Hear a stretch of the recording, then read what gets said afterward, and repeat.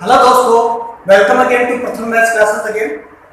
आज के इस वीडियो में हम हमारे क्लास 10 के चैप्टर नंबर 5 जिसका कि नेम है अरिथमेटिक प्रोग्रेशन और जिसे हम हिंदी में समांतर श्रेणी के नाम से भी जानते हैं उसे स्टार्ट करने वाले हैं। तो आज के इस वीडियो में हम ये जानेंगे कि अरिथमेटिक प्रोग्रेशन आखिर होता क्या है, ये समांतर श्रेणी होती क्या है और किस चीज को हम समांतर श्रेणी कह सकते हैं और किसको नहीं कह सकते। और इसमें कुछ बेसिक टर्म्स भी हम बार बार यूज में लेने वाले हैं, तो उन बेसिक टर्म्स को अभी क्लियर करेंगे ताकि आगे जब भी मैं उन टर्म्स को यूज में लूं या बोलूंगा तो आपको ये क्लियर हो पाए कि मैं किस चीज के बारे में बात कर रहा हूँ। तो बहुत ही इजी चैप्टर है, तो बने रहिएगा मेरे साथ शुरू से लेकर एंड तक ताकि आपको इस चैप्टर की एक एक बेसिक चीज क्लियर हो पाए। तो स्टार्ट करते हैं समांतर श्रेणी या अरिथमेटिक प्रोग्रेशन। तो अरिथमेटिक प्रोग्रेशन बेसिकली होता क्या है, जैसे आपने कई बार देखा होगा कि नंबरों की कई सीरीज होती है, या जैसे कुछ एग्जांपल्स लेते हैं। हम फर्स्ट एग्जांपल लेते हैं, जैसे आपको जो काउंटिंग नंबर होती है, काउंटिंग नंबर्स होती है, आपको पता है कि आपने जो बचपन से काउंटिंग सीखी है वो 1 से सीखी है। 1 2 3 4 से लेके हमें पता है काउंटिंग का कोई एंड नहीं है, एंडलेस तक, इनफाइनाइट तक, असंख्य तक ही काउंटिंग आगे बढ़ती रहती है।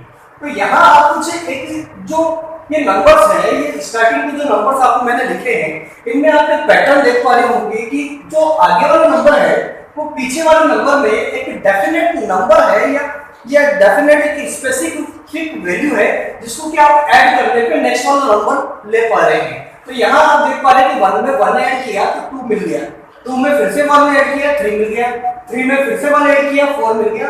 ऐसे करके आप आगे तक कितने भी नंबर्स इसको फाइंड आउट कर सकते हैं। तो यहाँ हमने क्या देखा, जो स्पेसिफिक जो रिलेशन है वो क्या है कि आपने इसमें ऐड किया है, +1 ऐड करके आप आगे बढ़ते जा रहे हैं। सिमिलर वे से अगर आपने जो टेबल सीखी है बचपन से, पहाड़ी जरूर सीखे होंगे, तो एलिमेंट्री स्टेज में पहाड़ी सिखाए जाते हैं, तो हमें वो लर्न करवाए जाते हैं। तो लर्न करवाए जाते हैं तो हम कुछ जैसे 2 की टेबल लेते हैं, टेबल ऑफ 2 लेते हैं, टेबल ऑफ 2 लेते हैं तो हमें पता है 2 4 6 8 10 करके एंड तक वो 20 तक जाया करती थी। लेकिन यहाँ पे भी अगर उसी रिलेशनशिप की बात करें कि आगे वाला नंबर हमें कैसे मिल रहा है, वो वाला नंबर हमें मिल रहा है कि पीछे वाले नंबर में अगर हम 2 प्लस कर रहे हैं तो हमें आगे वाला नंबर मिल जाएगा। तो 4 में 2 प्लस किया 6 हो गया, 6 में 2 प्लस किया 8 हो गया, 8 में 2 प्लस किया 10 हो गया। तो इस तरह से आपने फिर से देखा कि यहाँ जो स्पेशल जो रिलेशनशिप है वो ऐड करके मिल रही है +2। ठीक है, ये हमने एक टेबल का एग्जांपल। ऐसे किसी भी नंबर की टेबल आप लिख के देख सकते हैं। आगे वाला नंबर पीछे वाले नंबर से जिस भी नंबर के आप टेबल को क्रिएट कर रहे हैं, बोल रहे हैं, उसमें वही नंबर ऐड करने से नेक्स्ट टर्म आगे से आगे मूव करती जा रही है। इसी तरह से कुछ और एग्जांपल, जैसे हमारे इवन ऑड नंबर होते हैं, जैसे इवन नंबर्स की बात करें, अगर हम सम संख्याओं की बात करें तो जो हमारी सम संख्याएं होती है, इवन नंबर्स होती है, ये हमने सम संख्या को हम ऊपर लिख चुके हैं, कुछ और आगे के नंबर को लेते हैं। जैसे हमने लिखा 92 96 94 98 100। इस तरह से आप आगे तक भी बहुत आगे तक जा सकते हैं। तो आप यहाँ पर भी देख पा रहे हैं कि यहाँ जो इवन नंबर्स में जो पैटर्न है वो +2 करने से आगे मूव ऑन होता जा रहा है और आप इसको एंडलेस तक कहीं पे भी आगे तक जा सकते हैं। तो रिलेशनशिप वही काम में आ रही है कि जो आगे वाला नंबर है वो पीछे वाले नंबर से डेफिनेट वैल्यू ऐड करने पे आगे मिला जा रहा है। इसी तरह से आप ऑड नंबर्स का भी एग्जांपल्स ले सकते हैं, लेकिन कुछ और एग्जांपल लेते हैं। जैसे हमने लिया जैसे हाफ के बाद 1, फिर ले लिया 3/2, फिर ले लिया 2, फिर ले लिया 7/2। तो ऐसे करके आप आगे तक बढ़ते जाएंगे। तो यहाँ पे भी आप एक पैटर्न देख पा रहे हैं कि आगे वाला जो नंबर है वो पीछे वाले नंबर में आधा प्लस करने पे मिल रहा है, हाफ को प्लस करने पे मिल रहा है। हाफ में हाफ ऐड किया 1 हो गया, 1 में फिर से हाफ ऐड किया 3/2 हो गया, 3/2 में फिर से हाफ ऐड किया 2 हो गया है, 2 और फिर से और 2 में फिर से हाफ ऐड किया 7/2 हो गया। तो यहाँ पे भी आप देख पा रहे हैं कि आपको जो ऐड नेक्स्ट वाली जो टर्म मिल रही है वो आगे 1/2 प्लस करने पे मिले जा रही है। तो कुछ और एग्जांपल्स लेते हैं, जैसे 3 -1 -9। तो यहाँ आप क्या देख पा रहे हैं इस वाले एग्जांपल्स में, इस वाले एग्जांपल में आप देख पा रहे हैं कि नेक्स्ट टर्म जो मिल रही है आपको वो पीछे वाले नंबर में -4 ऐड करने से मिल रही है। देखिए 3 में -4 ऐड किया, -1 -1 में -4 ऐड किया, -5 -5 में -4 ऐड किया, -9। इसी तरह से आप आगे तो कहीं पे भी इसको आगे बढ़ा सकते हैं, लेकिन इस वाले एग्जांपल में आपने देखा आपने इसमें -4 ऐड कर रहे हैं, तो वापस से रिलेशनशिप सब में एक जैसा ही काम में ले रहे हैं कि नेक्स्ट वाला जो नंबर है वो पीछे वाले नंबर में कुछ न कुछ एक स्पेसिफिक वैल्यू या नंबर ऐड करने पे आप आगे वाले टर्म को निकाल पा रहे हैं। तो यह जो सभी के सभी एग्जांपल्स अभी तक हमने लिए, ये सारे के सारे अरिथमेटिक प्रोग्रेशन के एग्जांपल्स हैं, और या जैसे हम समांतर श्रेणी के एग्जांपल्स भी कर सकते हैं। तो इन सारे एग्जांपल में आपने एक चीज कॉमन पाई है, जो मैं बार-बार रिपीट भी करता जा रहा हूँ, बोले भी जा रहा हूँ कि जो नेक्स्ट अगर किसी भी सीरीज के अंदर आपको नेक्स्ट टर्म फाइंड करनी है तो पीछे वाली टर्म में एक स्पेसिफिक वैल्यू ऐड करने पे मिले जा रही है। तो अगर इन दोनों ये कोई भी नंबर कोई भी आपके सामने अरिथमेटिक प्रोग्रेशन दी हुई और आपको चेक करने की कहे कि क्या वाकई में ये अरिथमेटिक प्रोग्रेशन है, तो आपको ये डिफाइन करना पड़ेगा, आपको ये जानना पड़ेगा कि जो उसमें जो सारी टर्म्स दी हुई है उनमें जो बीच में जो नंबर्स है, जो ऐड करने वाला नंबर है, क्या वो वैल्यू सेम है सभी जगह। जैसे आप देख पा रहे हैं इन दोनों में सब जगह -4 है, इसमें भी -4 है, इसमें भी -4 है, यहाँ क्या था -4 हाफ था, इन दोनों के बीच में क्या था हाफ था, इन दोनों के बीच में क्या था हाफ था, तो सभी जगह हाफ हाफ था। इसी तरह यहाँ देखिए यहाँ +2 था, यहाँ पे इन दोनों के बीच में अंतर कितना था +2 था, इन दोनों के बीच में अंतर कितना था +2 था। तो मतलब अगर अरिथमेटिक प्रोग्रेशन आपको जानना है कि वास्तव में अरिथमेटिक प्रोग्रेशन है कि नहीं, तो आपको सिर्फ सिंपली करना ये होगा कि जो कहीं कोई से भी दो टर्म्स उठाइए, उनके बीच में जो डिफरेंस आ रहा है क्या वही डिफरेंस नेक्स्ट की जो 2 टर्म्स में है वही आ रहा है क्या, फिर नेक्स्ट 2 टर्म्स में भी क्या डिफरेंस वही आ रहा है क्या, नेक्स्ट 2 टर्म्स में भी क्या डिफरेंस वही आ रहा है। अगर सभी के सभी जो गिवन जो सीरीज या पैटर्न दिया गया है उन सभी में अगर आपका जो डिफरेंस है वो समान है, जो अंतर है वो समान है, तो आप उसको अरिथमेटिक प्रोग्रेशन कह सकते हैं। तो क्लियर है अरिथमेटिक प्रोग्रेशन हम किसे कहेंगे, एक बार डेफिनेशन बोलते हैं कि अरिथमेटिक प्रोग्रेशन कहेंगे किसे। तो arithmetic progression is a progression in which the next number is obtained by adding the previous term by adding previous term and specific value। Clear है, या जैसे हम हिंदी में समझना चाहें कि अरिथमेटिक प्रोग्रेशन समांतर श्रेणी किसे बोलेंगे, कि समांतर श्रेणी वो सीरीज है, वो श्रेणी है जिसमें आगे वाली टर्म पीछे वाली टर्म में कोई एक स्पेसिफिक नंबर प्लस करने पे हमें नेक्स्ट टर्म मिल जाए, तो उसे हम समांतर श्रेणी कहेंगे। क्लियर है समांतर श्रेणी की जो बेसिक डेफिनेशन है। अब हम आगे बढ़ते हैं, इसके अंदर बेसिक जो हम टर्म्स काम में लेने वाले हैं वो क्या क्या होती है। तो जैसे कि आप देख पा रहे हैं ये सारी की सारी एक अरिथमेटिक प्रोग्रेशन थी, समांतर श्रेणी की सीरीज थी। तो यहाँ पे जो फर्स्ट नंबर का होता है, जो पहला नंबर आपको दिखाई दे रहा है वो इसका प्रथम पद कहलाता है, पहला पद है ना, ये हमारी पहला पद कहलाएगा, ये जिसे हम इंग्लिश में फर्स्ट टर्म भी कहते हैं। ये पहली टर्म हो गई, ये दूसरी कहलाएगी, ये तीसरी कहलाएगी, ये चौथी कहलाएगी, इसी तरह से ये आगे बढ़ती हुई जाएगी। क्लियर है, तो ये फर्स्ट टर्म कहलाएगी। इसी तरह से अगर आपकी एपी में, वैसे तो कई बार एपी में लास्ट टर्म नहीं दी जाती है, लेकिन अगर जैसे आप इन सारे एग्जांपल्स में देख पा रहे हैं, इन सभी में लास्ट टर्म जो आखिरी टर्म है वो कहीं नहीं दिखाई देगी, केवल इस वाले एग्जांपल में हमें लास्ट टर्म में दिखाई दे रही है। तो कहीं पे भी अगर अरिथमेटिक प्रोग्रेशन में आपको लास्ट टर्म भी दिखाई दे, आखिरी टर्म भी दिखाई दे, तो उसको हम जैसे जिसके आखिरी स्टेज पे आ रही है तो इसको हम लास्ट टर्म बोलेंगे या आखिरी पद बोलेंगे। ठीक है, ये हमारा फर्स्ट टर्म कहलाएगा और लास्ट वाला नंबर लास्ट टर्म कहलाएगा। बहुत सिंपल है। चलिए और कुछ देखते हैं, ये फर्स्ट टर्म हो गई, वो लास्ट टर्म हो गई।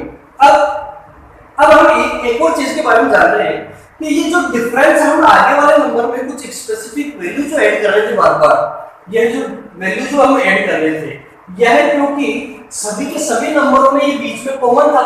जैसे इस वाली 80 की बात करें तो इसमें सभी जगह +2 था, इस वाली 80 की बात करें तो यहाँ सभी जगह -4 था। इन दोनों दो नंबरों के बीच में जो अंतर था वो सभी जगह -4 था।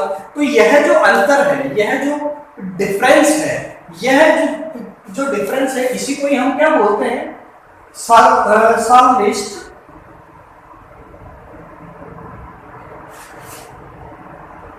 क्या सॉल्वेस्ट अंतर, या फिर इसे हम कॉमन डिफरेंस भी बोलते हैं, जो कि सभी जगह पूरी सीरीज में हमें यह डिफरेंस कॉमन मिलेगा। तो यह क्योंकि सभी की पूरी जो सीरीज में है ये डिफरेंस कॉमन होता है, इसीलिए इसको कॉमन डिफरेंस बोल दिए। क्या फर्क पड़ा, बहुत ही सिंपल टर्म यूज किए। या फिर इसको सार अंतर भी हम हिंदी में बोलते हैं, और इसको हम डी से रिप्रेजेंट करते हैं, स्मॉल डी से। क्लियर है सार अंतर या कॉमन डिफरेंस हम किससे कहते हैं? तो ये कुछ बेसिक टर्म्स थी जिनके बारे में हमें आइडिया होना चाहिए। अब हम कुछ और चीजों के बारे में जानना चाहते हैं। जैसे हम इसी वाले एग्जांपल को लेते हैं, मैं वापस लिखता हूँ। हमने देखा पहले कुछ इजी एग्जांपल ले लेते हैं, जैसे ये 2, 4, 6, 8 और ये हमारा 20 तक का जो क्वेश्चन था हमने लिया था। तो यहाँ आप देख पा रहे हैं कि अगर आप फर्स्ट टर्म को ए माने, है ना, फर्स्ट टर्म को हम हमेशा किससे डिनोट करते हैं? ए से डिनोट करते हैं। और लास्ट टर्म को हम किससे डिनोट करते हैं? एल से, स्मॉल एल से हम रिप्रेजेंट करते हैं। तो अगर हम इस फर्स्ट टर्म को ए माने, ठीक है, ये हमारी फर्स्ट टर्म थी इसलिए हमने इसको पहली टर्म को हम ए से रिप्रेजेंट करते हैं। अगर इस फर्स्ट टर्म से हमें केवल फर्स्ट टर्म डी होती, और अगर हमें ये डी पता है, डी में डी क्या दिया गया था, इसका +2 दिया गया था। तो अगर हमें इस फर्स्ट टर्म से सेकंड टर्म निकालनी हो, जैसे ये तो A1 थी, अगर हमें A2 निकालना हो, ये A2 है, सेकंड टर्म को A2 से रिप्रेजेंट करेंगे, फर्स्ट टर्म को हम A1 से रिप्रेजेंट करेंगे, इसी तरह से थर्ड जो तीसरी जो टर्म होगी उसको A3 से रिप्रेजेंट करेंगे। तो अगर हमें पहली वैल्यू दी गई हो और A2 निकालना हो तो आप कैसे निकालेंगे? तो आप क्या करेंगे, A1 में जो पहले वाली जो टर्म थी, A1 में जो डिफरेंस था उसको प्लस कर देंगे। तो देखिए A1 हमारी क्या थी, 2 था, और डिफरेंस हमारा दो नंबरों के बीच में क्या दिया गया था, +2। तो +2 करने पे आपको नेक्स्ट टर्म 4 मिल रही है। तो अब इसी तरह से हम अगर A3 की वैल्यू निकालना चाहे, A3 की वैल्यू कब निकालना चाहे? जब हमें पहली टर्म पता हो, मतलब फर्स्ट टर्म पता हो और हमें थर्ड टर्म पता करना हो। तो बताइए हम क्या करेंगे कि ये A1 की वैल्यू जो है वो तो ठीक है, देखिए A1 हम प्लस कर रहे हैं। अब बताइए अब इसमें क्या प्लस करें? अगर हम D1 प्लस करेंगे तो देखिए A1 की वैल्यू 2 थी, है, और D की वैल्यू भी 2 थी। अगर हम इस जगह भी अगर 2 + 2 रख देंगे तो 4 ही आ जाएगा, तो वापस से सेकंड टर्म आ जाएगी। बट हमें फाइंड क्या करना है, थर्ड टर्म। तो A + D रखने से काम नहीं चलेगा, हमें A + 2D रखना पड़ेगा। देखिए कैसे, A1 की वैल्यू हमारी क्या थी, 2 + 2 हम मल्टीप्लाई बाय D हमारा क्या था, 2 था। तो 2 = 2 + 2 2 जा 4, और अब 4 + 2 क्या हो गया, 6। तो देखिए A3 की वैल्यू आपको 6 मिल रही है। क्लियर है? अब इसी तरीके से अगर हमें A4 की वैल्यू निकालनी है, A4, तो A4 की वैल्यू निकालने के लिए वापस होगा वही है, A1 और D प्लस करना है। लेकिन A1 + D रखने से तो सेकंड वापस वैल्यू 4 आ जाएगी, हमें वैल्यू चाहिए फोर्थ टर्म की। तो आपको क्या करना पड़ेगा, A + 3D पुट करेंगे आप। तो देखिए A1 की वैल्यू फिर से 2, 3 और D की वैल्यू 2, तो 2 + 3 2 जा 6, तो देखिए 8 मिल गया। तो यहां आप क्या नोटिस कर पा रहे हैं, एक चीज आप एक पैटर्न को नोटिस कर पा रहे होंगे कि जब हमें A1 की वैल्यू चाहिए थी तो डायरेक्टली हमें फर्स्ट टर्म को A1 बोलते हैं, हम क्लियर है। लेकिन जैसे हमें A2 चाहिए तो A2 के साथ में सिर्फ हमने D ऐड किया सेकंड टर्म होने की वजह से, और A3 की वैल्यू चाहिए थी। तो देखिए इन सभी जगह A1 की वैल्यू सब जगह सेम है, बस बदल क्या रहा है, d का मल्टीपल बदल रहा है। a2 चाहिए था तो केवल हमने d का 1 से मल्टीप्लाई किया, जबकि वैल्यू हमें किसकी निकाली थी, 2 की निकाली थी, तो 2 में से 1 कम किया, 1 ही रखा हमने। इसी तरह से अगर हमें a3 की वैल्यू निकाली थी तो 3 में से 1 कम किया, क्या आया 2, तो d के साथ हमने क्या पुट किया, 2 पुट किया। इसी तरह से अगर हमें a4 की वैल्यू निकालनी थी फोर्थ टर्म की, तो 4 में से 1 कम किया, कितना आया 3, तो d का मल्टीपल अब 3 रखा। तो आप क्या देख पा रहे हैं, अभी जैसे मैंने निकालना चाहे, मैं ये निकालना चाहूं कि a8 निकालना, मेरे को 8th टर्म निकालनी है, तो मतलब कि मेरे को क्या करना होगा, a प्लस a1 प्लस, अब d का मल्टीपल क्या होगा, 8th टर्म निकालनी है हमें, तो 8 में से 1 कम किया, क्या आया 7, तो मतलब 7d निकालना है। तो देखिए पुट करते हैं वैल्यू, a1 की वैल्यू 2 ही थी, 7 और d हमारा 2 ही था, तो 2 7 2 जा 14 और 14 2 प्लस किया तो क्या आया 16। तो आप खुद देख लीजिए कि 2 की टेबल में जो 8th टर्म है वो क्या 16 ही आती है, 16 ही आती है।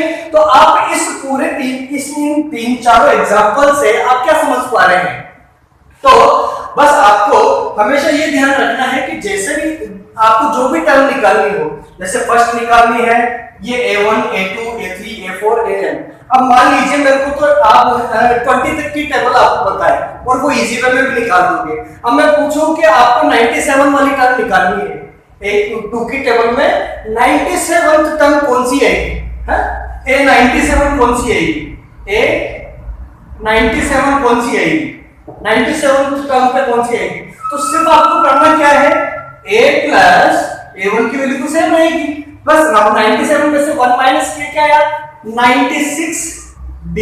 तो आप जैसे ही इसमें a और d की वैल्यू पुट करोगे, आपको 9 इस वाली पैटर्न के अंदर 97 वाले की पोजीशन पे कौन सा नंबर होगा वो पता पड़ जाएगा। तो आप एक जनरल पैटर्न में, ये सारे एग्जांपल मैं इसलिए करके दिखा रहा हूं ताकि हम आगे बढ़ रहे हैं, एक nth टर्म वाला फॉर्मूला निकलने वाला है। तो जब कभी भी किसी भी एपी के अंदर आपको ये कहा जाए कि फर्स्ट टर्म क्या होगी, तो फर्स्ट टर्म के लिए आप हमेशा a1 ही यूज करोगे। सेकंड टर्म की जब भी बात की जाएगी तो आप उसकी हमेशा a प्लस डी ही लिखोगे उसको, ठीक है। और जब भी थर्ड टर्म की बात की जाएगी आप उसको क्या लिखेंगे, a प्लस 2d लिखेंगे। इसी तरह से फोर्थ टर्म की बात की जाएगी तो आप क्या लिखोगे, a प्लस 3d। बस d a तो सभी जगह सेम आ रहा है, बस d का मल्टीपल बदल रहा है और d का मल्टीपल कौन सा आ रहा है, बस जो नंबर जिस पोजीशन पे मैं नंबर निकाल रहा हूं उसमें से 1 माइनस करके d का मल्टीपल रख दे रहा है।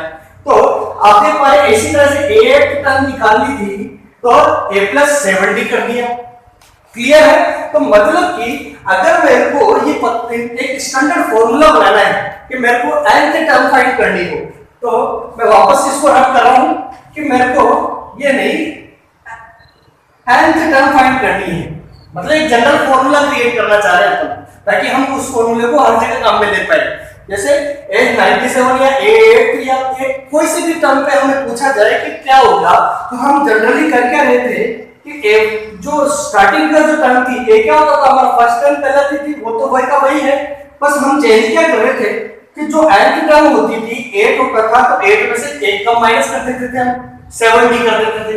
अगर हम 4 टर्म फाइंड करनी होती थी तो d का मल्टीपल 4 माइनस 1 करके d के साथ 3 पुट कर दिया था। तो जब nth टर्म फाइंड करनी हो, हमें nth पोजीशन पे कौन सा नंबर हो ये फाइंड करना हो, तो a तो सेम ही रहेगा, लेकिन बस n माइनस 1 जो रहेगा वो d का मल्टीपल बन जाएगा। तो यह जो आप देख पा रहे हैं यह एक फॉर्मूला है जो इस एक्सरसाइज में यूज होगा कि हमें किसी भी एपी के अंदर, किसी भी समांतर श्रेणी के अंदर अगर हमें a और d पता हो, जो कि जनरली क्वेश्चन में दिया होगा, नहीं भी दिया होगा तो हम एपी में से निकाल सकते हैं, ठीक है। तो nth टर्म अगर हमें पता करनी हो तो आपको जस्ट करना क्या होगा, nth टर्म जो, अब देखो इसी फॉर्मूले को मैं यूज लेता हूं इस वाली इक्वेशन की, इस वाली एपी के लिए यूज लेते हैं। जैसे आपने ये तो बता दिया थर्ड टर्म फोर्थ टर्म कौन सी है, अब मान लीजिए मैं इसके आगे वाली भी टर्म पूछूं, 9 के आगे वाली टर्म कौन सी आएगी, तो आप बस क्या करोगे, माइनस के 9 में प्लस 4, सॉरी माइनस के 9 में माइनस 4, क्योंकि डिफरेंस यहाँ कॉमन डिफरेंस क्या है, -4 है, तो माइनस के 9 में माइनस को 4 को ऐड करके आपको पता पड़ जाएगा माइनस का करके, क्योंकि ये जनरल सी चीज है। लेकिन मैं इसके नेक्स्ट टर्म फाइंड नहीं करके मैं पूछूं कि बताइए इस वाली एपी के अंदर 21 वाली पोजीशन 21वें नंबर पे कौन सा नंबर आएगा, 21वें नंबर पे कौन सा है। तो देखिए ये फॉर्मूला में निकाल के देखा अभी कि 21वें नंबर पे इस एपी के अंदर कौन सा नंबर देखने को मिलेगा। तो देखिए हमें क्या निकालना है, A21 निकालना है, ठीक है, तो A21 निकाला तो ठीक है। अब यहाँ इस एपी के अंदर ये A हम किसको डिनोट करते थे, फर्स्ट टर्म को, तो इस एपी के अंदर फर्स्ट टर्म कौन सी है आपको दिखाई दे रही है, 3 है, तो A की जगह हम 3 रख सकते हैं, ठीक है। अब यहाँ n-1 करना है, मतलब जो आपकी n था 21 जो आपको फाइंड करना है उसमें से एक टर्म माइनस करके, तो मतलब 21 में से हम 1 माइनस कर दिया, और d की वैल्यू यहाँ कॉमन डिफरेंस क्या थी, देखिए कॉमन डिफरेंस क्या था, -4, तो ये -4 इसके साथ मल्टीपल में रखी है, तो देखिए 3 प्लस 21 में से 1 गया, क्या आया 20, और 20 को किससे मल्टीप्लाई करना है, -4 से, तो 3 प्लस 20 को -4 से मल्टीप्लाई किया तो क्या आ गया, -80, और माइनस के 80 में से 3 माइनस किया तो क्या आ गया, -77। तो देखिए इस फॉर्मूला से कितना इजी हो गया है, हमें A20 इस समांतर श्रेणी के अंदर 21 वाली पोजीशन पे कौन सा नंबर दिखाई देगा आपको, -77। तो देखिए कितना काम का फॉर्मूला है, बस हमने किया कुछ ही नहीं, हमने जस्ट इन जो टर्म्स थी उन्हीं से अपना फॉर्मूला बना लिया, समझ रहे हैं ना। तो ये जस्ट सिंपल कैलकुलेशंस थी, सिंपल टर्म्स थी जो हमें याद होनी चाहिए। तो जब कभी भी आपको किसी भी एपी के अंदर फर्स्ट टर्म कहा जाए तो आप उसे हमेशा क्या मानेंगे, ए मानेंगे। जब कभी भी आपको सेकंड टर्म के लिए कहा जाए किसी एपी की सेकंड टर्म क्या होगी, तो A2 की वैल्यू जब भी निकालनी हो तो आपको क्या करना है, A प्लस डी करना है सिंपली। थर्ड टर्म निकालना हो तो A plus 2D, fifth term निकालना हो तो A प्लस 4D। इसी तरह से A27 निकालना हो, 27th टर्म निकालना हो तो बताइए क्या लोगे आप काम में, A प्लस 27 में से एक कम करिए 26D, A प्लस 26D। इसी तरह से मैं कहूं कि किसी भी एपी का 45 वाली टर्म को आप कैसे डिनोट करोगे, तो A प्लस 45 में से एक कम 44D। इसी तरह से मैं कहूं किसी भी एपी का 60 वाली टर्म क्या कहलाएगी, A प्लस 59D, ठीक है। तो ये एपी का सिंपल कंसेप्ट था जो हमने आपको शेयर किया, तो ये जनरल कंसेप्ट था। तो आपको ए वाला फर्स्ट टर्म निकालना आ चुकी है, डी कैसे निकाला जाता है वो भी क्लियर है। डी के लिए दोबारा बता देता हूं, डी कैसे कॉमन डिफरेंस कैसे निकाला जाता है। कॉमन डिफरेंस अगर आपको निकालना है तो किसी भी एपी का कॉमन डिफरेंस निकालना है तो किसी भी आगे वाली टर्म में से पीछे वाली टर्म माइनस कर दो बस, मतलब ए एन प्लस 1 में से ए एन टर्म माइनस कर दो, दिखाई दे रहा है, ए एन प्लस 1 में से ए एन टर्म। जैसे मेरे को इसी एपी का पता करना है डी क्या होगा, कोई से भी दो टर्म पकड़ लीजिए आप, जैसे हमने पकड़ ली लास्ट की दो पकड़ ली, जरूरी नहीं है कोई से भी दो पकड़ सकते हैं, जैसे ये दोनों पकड़ लिए। तो यहाँ पे ए एन प्लस 1 कौन सी है, आगे वाली, एन प्लस 1 वाली टर्म कौन सी होती है, आगे वाली, और ये ए एन वाली टर्म कौन सी होती है, पीछे वाली। आप इसको नहीं लेकर के इन दोनों को ले लीजिए, -5 और -9 को। तो अब ए एन प्लस 1 कौन सी करेगी, आगे वाली टर्म जो राइट हैंड साइड पे आ रही है, और एन वाली टर्म कौन सी करेगी, पीछे वाली। तो देखिए डिफरेंस निकालते हैं अपन, देखिए ए एन प्लस 1 कौन सी कहलाएगी, -9 में से माइनस करना, ये फॉर्मूला में है माइनस, और ए एन वाली टर्म कौन सी है, -5। तो देखिए -9 माइनस माइनस +5, तो माइनस के 9 में से +5 माइनस किया तो क्या आया, -4। तो आप देख पा रहे हैं -4 ही हमने क्या कर रहे थे, कॉमन डिफरेंस था।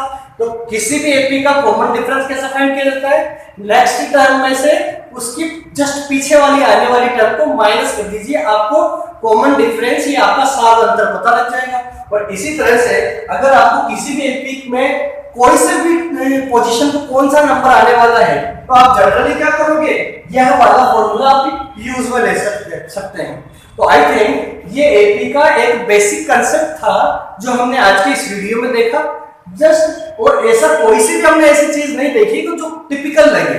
बस सिंपल चीजें थी और सिंपल चीजों को हमने कुछ एग्जांपल्स के जरिए देखा है, तो आई होप ये क्लियर हो गया होगा। अगर ये क्लियर है तो आपको जस्ट 5.1 का एक एक क्वेश्चन आपको क्लियर हो जाएगा भी। अब जो नेक्स्ट वीडियो हम बनाएंगे उसमें 5.1 के और क्वेश्चन करेंगे, तो अगर इस वीडियो में कुछ डाउट भी रह गया हो तो वो नेक्स्ट वीडियो में जरूर डेफिनेटली क्लियर हो जाएगा। ये सबसे इजी एक्सरसाइज है, स्कोरिंग एक्सरसाइज है, इसमें फुल में से फुल मार्क्स आप बोर्ड में ला सकते हैं। तो बने रहिएगा मेरे साथ नेक्स्ट वीडियो में भी। और आप अगर मेरा चैनल को फर्स्ट टाइम देख रहे हैं तो please don't forget to subscribe my channel. और अगर अच्छा लगा हो तो प्लीज लाइक कीजिएगा, अपने दोस्तों से जरूर शेयर कीजिएगा और प्लीज बने रहिएगा मेरे चैनल के साथ साथ। Thank you.